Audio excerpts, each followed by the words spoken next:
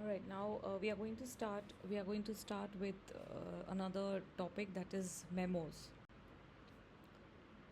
So after letter writing, we will be discussing this topic, memorandum. I'm sorry. Yeah. When written properly, memos can be very effective in connecting the writer's best interests with the best interest of the reader. Now, you must be thinking that in today's time, who writes the memo? Which is true. Rarely people are now issuing memos because email and there are other messages, text messages, and other ways of informing. So, people are using that to share the information, but still, there are some organization who prefer writing memo. So that's why, but still, as an MBA student, it is important for you to know that there is a medium of communication like this, which is called memorandum, memo. And again, there are certain purpose for which memos can be issued, like as I said, to inform or to persuade or to give specific feedback on any particular topic.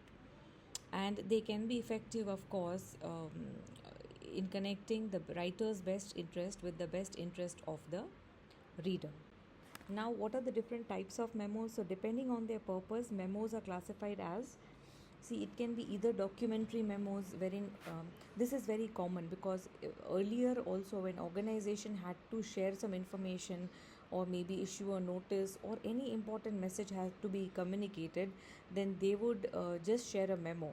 So, documentary memo are used to announce or to give instruction or to explain policy or to make a request, right, etc.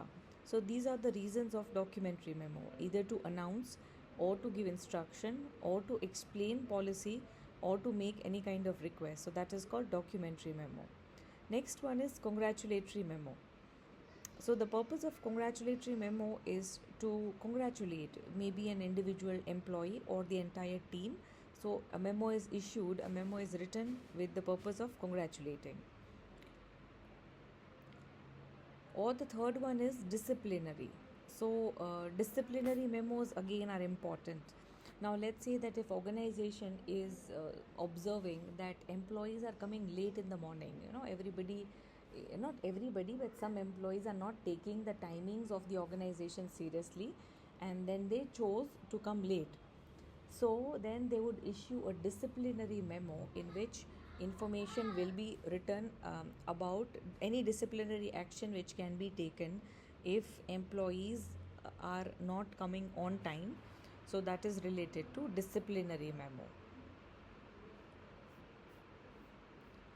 Now, before we move ahead and I show you the format, let us quickly see what is the difference between letters and memos.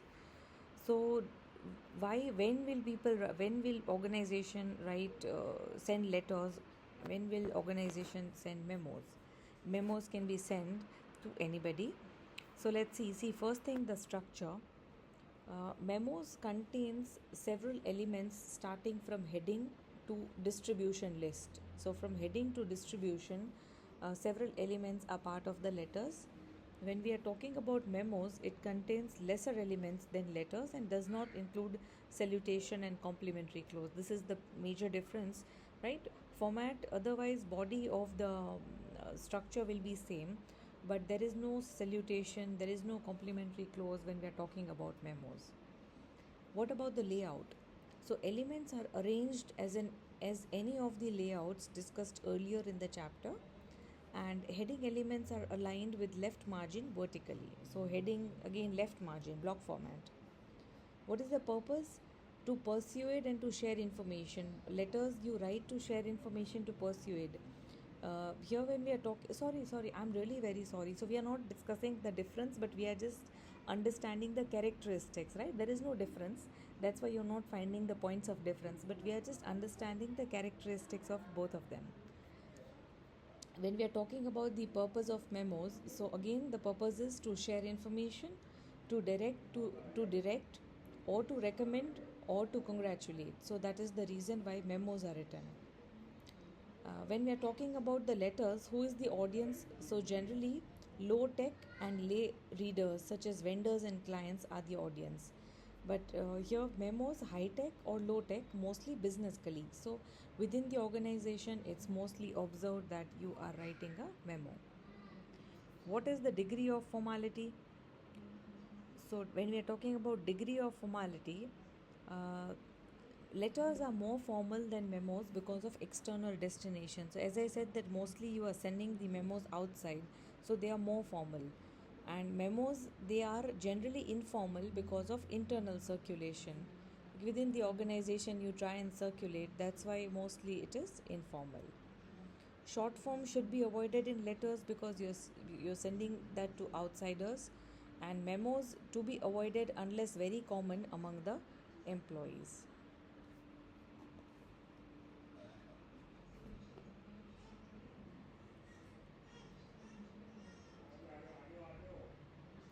When we're talking about circulation, letters mostly it is external, and memos mostly it is internal.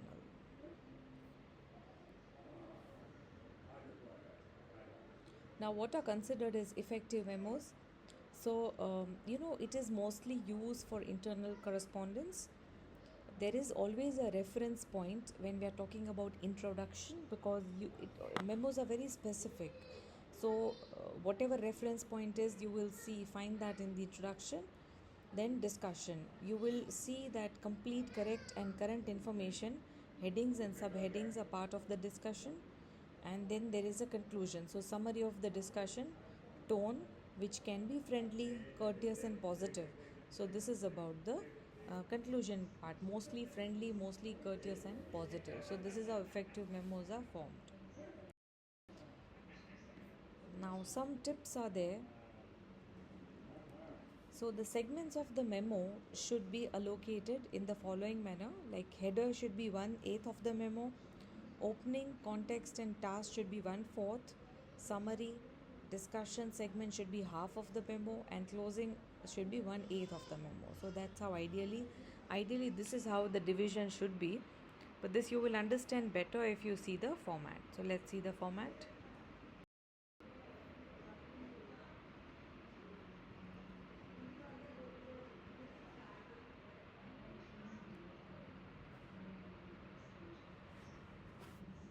Please go through this slide.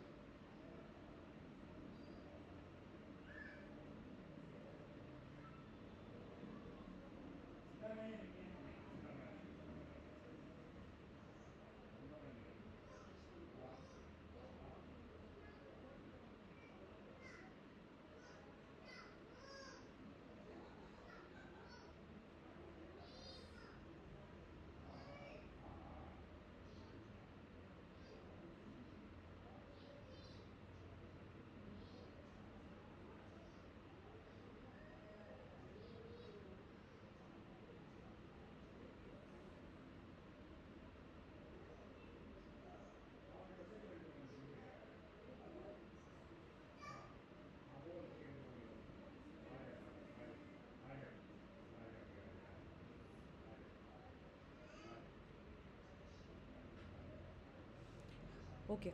See, as you can see, first thing is the date. Usually, a formal manner of writing the date. So, we've already seen, right, what is the two, British style and American style. So, you can use that, one of them. So, first write the date, then write to. So, you need to write the person, name of the person receiving the memorandum. You need to write from the person who's writing the memorandum. So, see, memos are very specific in nature. It goes to a particular department or it goes to a particular individual, so then they should exactly know where it is come from and to whom it is addressed. And then subject also should be very clear. So a short title descriptive of the topic in discussion in the memorandum, so that is about the subject. A short title which is descriptive of the topic in discussion in the memorandum, that is subject. So date, to, from, and subject.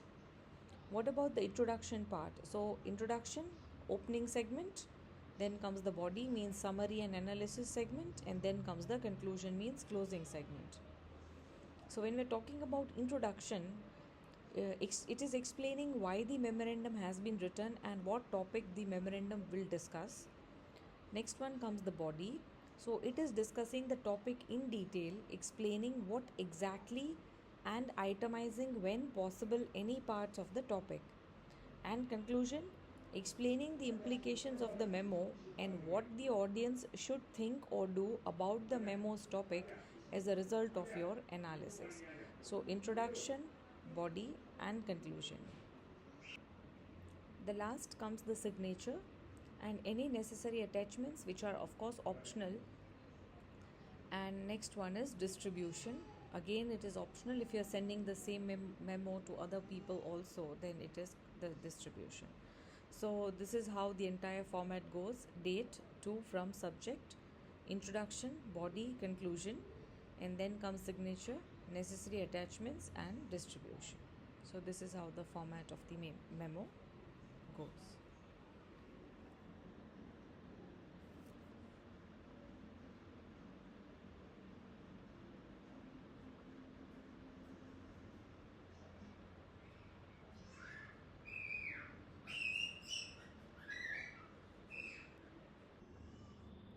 All right, so I hope it is clear now how memos can be written, right? Once again, it is a kind of written communication, that is happening within the organization. It can be between managers or between employees and between departments, and it is intended to either inform something or to share some information or to persuade something, right? It can be anything. For example, employees, there is some announcement which is to be made to employees, for their promotion briefings, for example. Then you will issue a memorandum inviting all to reach at a place. Or there can be work anniversaries, or let's say announcement related to mergers or acquisition, or it can be also related to performance reviews for the employees. So it becomes much easier to share. Now, earlier it was actively used because there was no other means of communication, but nowadays, email is one thing, and then through portals you send messages. There are other ways of sending text messages, so that's how communication is done. So these are the ways in which information is shared through memorandum. Now we'll be moving on to the next one.